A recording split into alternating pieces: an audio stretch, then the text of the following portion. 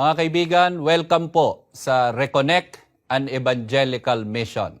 Nawa po ay makatulong sa inyong ginagawang mga pagsusuri ang atin pong gagawing pagtalakay sa pagkakataon pong ito.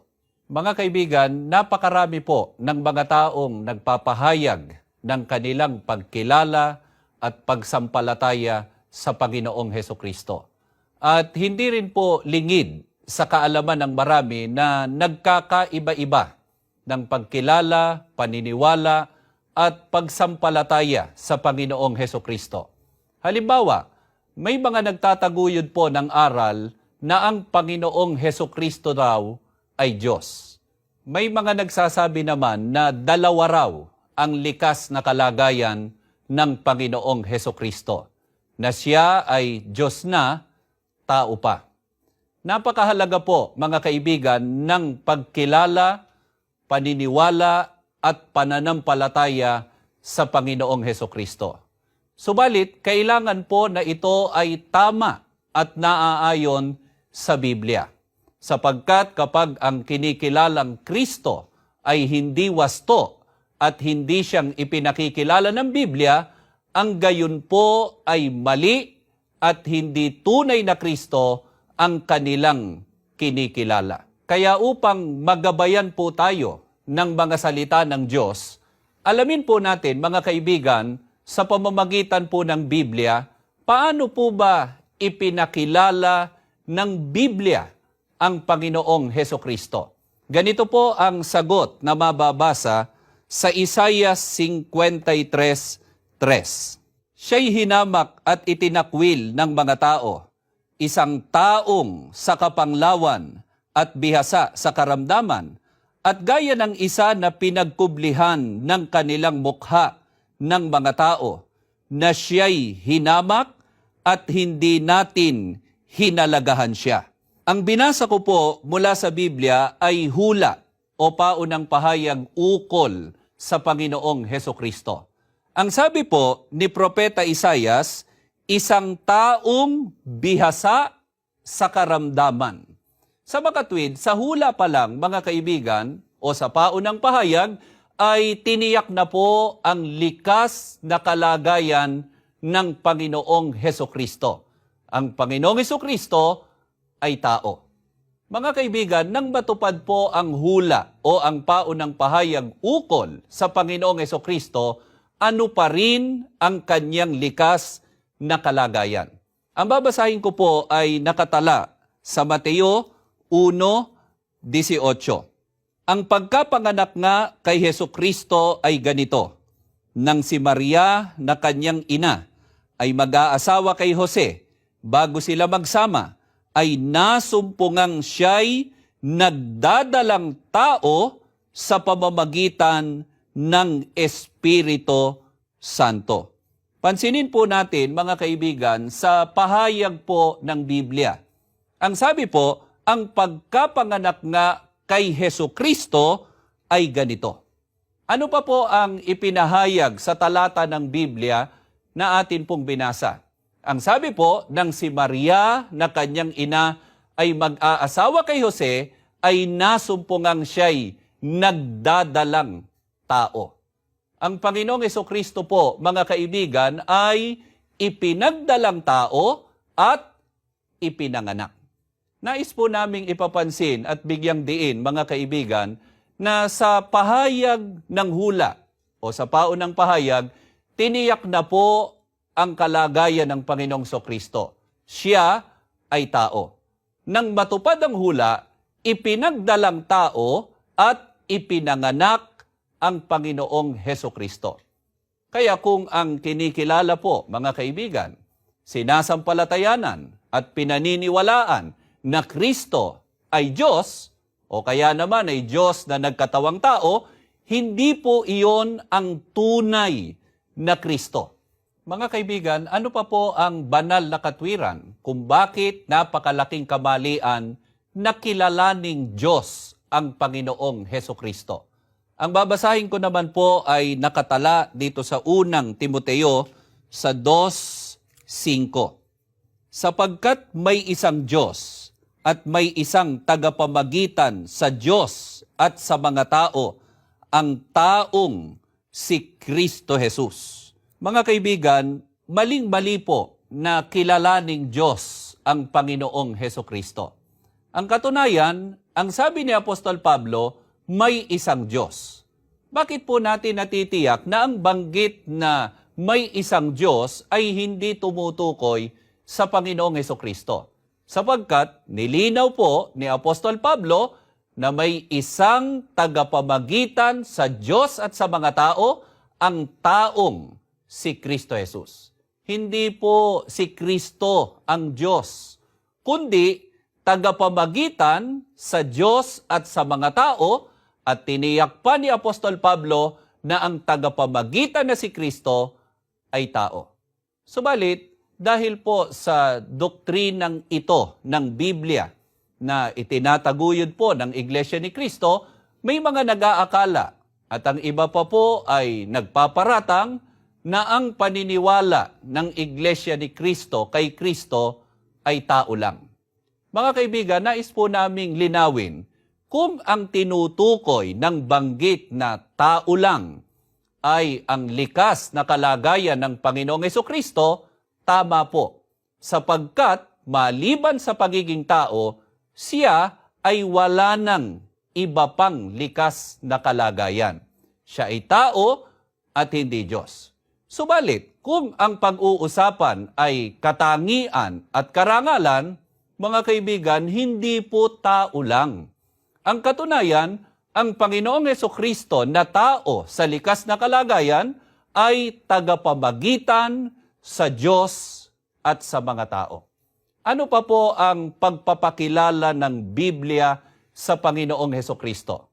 Ang babasahin ko po ay nakatala dito sa Gawa 2:36. Kaya ang lahat ng mga tao ng Israel ay kailangang makaalam nito. Ang Diyos ay gumawa kay Jesus na maging Panginoon at Mesiyas.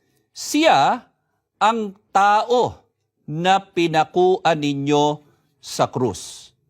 Ang isa pa po, mga kaibigan, sa mga katangian at karangalang kaloob ng Diyos sa Panginoong Hesukristo ay ang pagiging Panginoon. Nais po naming ipapansin, mga kaibigan, ang banggit sa talata ng Biblia. Ang Diyos ang gumawa kay Jesus na maging Panginoon. Kaya kinikilala po at lubos na sinasampalatayanan ng mga kaanib sa Iglesia ni Kristo na si Kristo ay Panginoon. Gayon man, mga kaibigan, nilinaw rin ng Biblia na siya o ang Panginoong Kristo ang tao na pinakuan sa krus. Kaya tiniyak din, mga kaibigan, na tao ang kanyang likas na kalagayan. Paano pa po ipinakilala ng Biblia ang Panginoong Hesukristo? Ganito naman ang sagot na mababasa dito po sa Gawa 5:31. Siya'y pinadakila ng Diyos ng kaniyang kanang kamay upang maging prinsipe at tagapagligtas upang magbigay ng pagsisisi sa Israel at kapatawaran ng mga kasalanan. Mga kaibigan, ayon po sa Biblia, ang Panginoong Hesukristo ay tagapagligtas, sapagkat siya po ay pinadakila ng Diyos upang maging tagapagligtas. Iba ang Diyos na nagpadakila at gumawa kay Kristo na maging tagapagligtas kaysa sa Panginoong Hesukristo na pinadakila at ginawang tagapagligtas. Ano po ang likas na kalagayan ng Panginoong Hesukristo na itinalaga ng Diyos upang maging tagapagligtas? Ang babasahin ko po ay nakasulat dito sa Gawa sa 17:31. Pagkat nagtakda na siya ng isang araw para hatulan sa katarungan ang sanlibutan sa pamamagitan ng taong itinalaga niyang magsagawa nito. Ipinakita niya sa lahat ang katunayan nito nang muli niyang buhayin ang taong iyon. Mga kaibigan, pansinin po natin ang pahayag ng Biblia. ang Diyos ay nagtakda ng isang araw para hatulan ng sanlibutan sa pamamagitan ng taong itinalaga niya na magsagawa nito. Ang tao po na itinalaga ng Panginoong Diyos upang maging tagapagligtas at magbigay ng kahatulan sa sanlibutan ay ang Panginoong Hesukristo.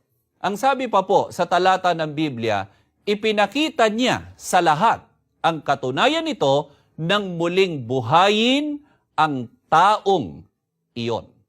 Ang lahat po ng mga katangian, karangalang taglay ng Panginoong Hesukristo na pawang kaloob sa kanya ng Panginoong Diyos o ng Ama ay lubos po na kinikilala, sinasampalatayanan ng Iglesia ni Kristo. Mga kaibigan, kung ang Panginoong Hesukristo mismo ang ating tatanungin, ano po ang kanyang likas na kalagayan? Ang babasahin ko po ay pahayag ng Panginoong Hesukristo na nakatala dito sa Juan sa 8:40. Datapwat ngayoy pinagsisikapan ninyo akong patayin, na taong sa inyo'y nagsaysay ng katotohanan na aking narinig sa Diyos. Mga kaibigan, ang binasa ko po ay pahayag ng Panginoong Hesukristo. Ang Panginoong Hesukristo, ayon mismo sa Kanya, siya ay tao. Ang katunayan, ang sabi niya, pinagsisikapan ninyo akong patayin na taong sa inyo'y nagsaysay ng katotohanan na aking narinig sa Diyos. Dito po, mga kaibigan, pinatutunayan din ng Panginoong Hesukristo na iba siya sa Panginoong Diyos. Kaya mali po na kilalaning Diyos ang Panginoong Hesukristo. Hindi po iyon ang kanyang itinuro, mga kaibigan. At yun po ay labag sa katotohanang nakasulat sa Biblia. Kaya ang Iglesia ni Kristo po naninindigan, naniniwala, lubos na sumasampalataya na ang Panginoong Hesukristo ay tao. Ang mga katangian pong ito, mga karangalang taglay ng Panginoong Hesukristo ay pawang kaloob o bigay sa Kanya ng Ama. Ito po, mga kaibigan, ang pagkakilala at pagsampalataya na dapat iukol sa Panginoong Hesukristo. Nais po namin ipapansin, mga kaibigan, na kung salungat sa mga katotohanan ito, hindi po tunay na Kristo ang pinag-uukulan ng pagkilala at pagsampalataya.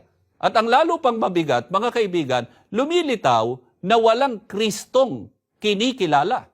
Kung bakit? Sapagkat mali ang kanilang kinikilala at sinasampalatayanan. Sino po ang magliligtas sa kanila?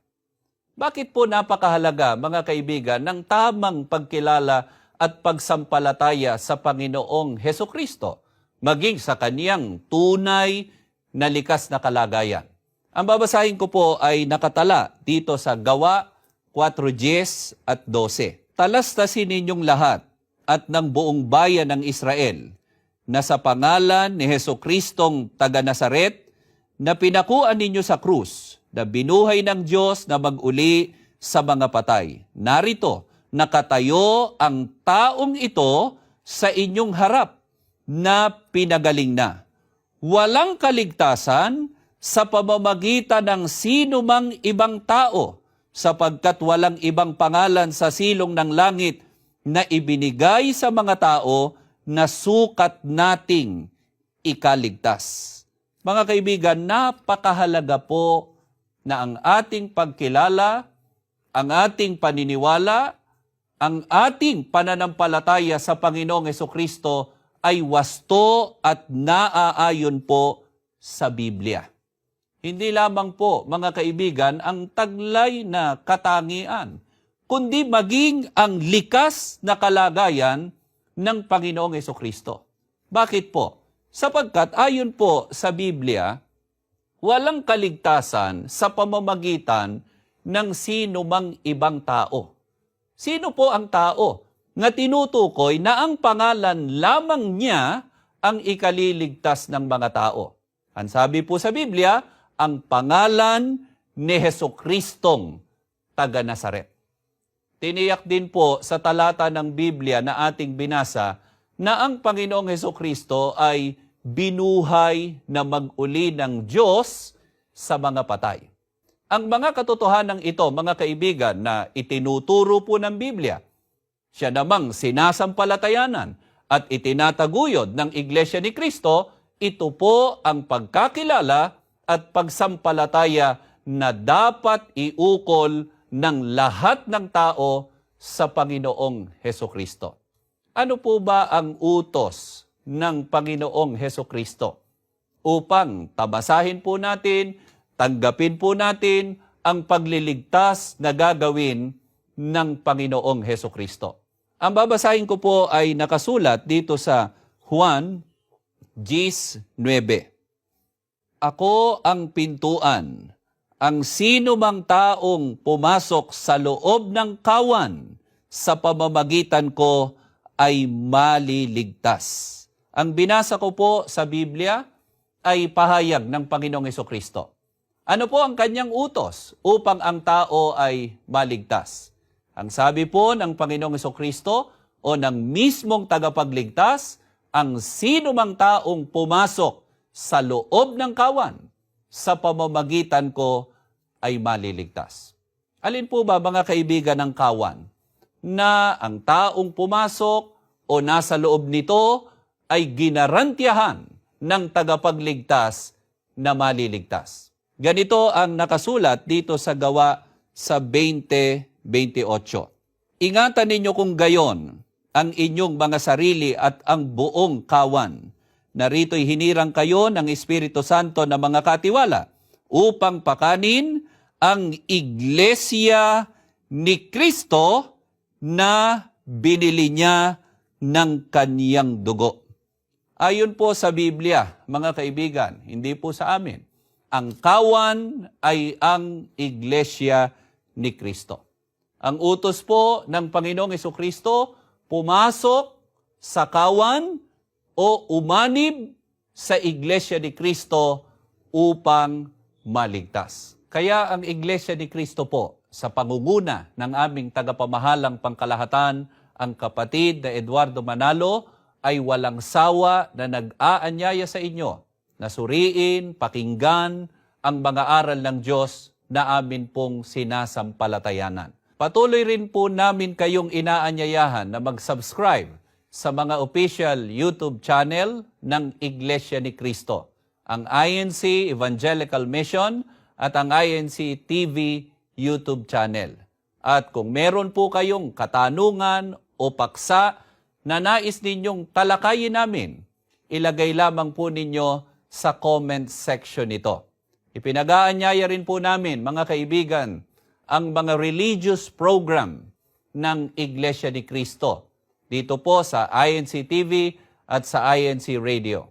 At nawa po ay bigyang daan po ninyo ang pagbabasa ng aming official magazine, ang Pasugo, God's Message. Gayon din po mga kaibigan, sana po ay paunlakan po ninyo ang mga imbitasyon ng aming mga kapatid sa mga pag-aaral ng mga salita ng Diyos na amin pong sinasampalatayanan na isinasagawa sa tahanan ng aming mga kapatid sa Iglesia ni Cristo o kaya'y sa gusaling sambahan ng Iglesia ni Cristo na malapit po sa inyong mga dako. Ingatan nawa at pagpalain po tayong lahat ng Panginoong Diyos at ng Panginoong Hesukristo.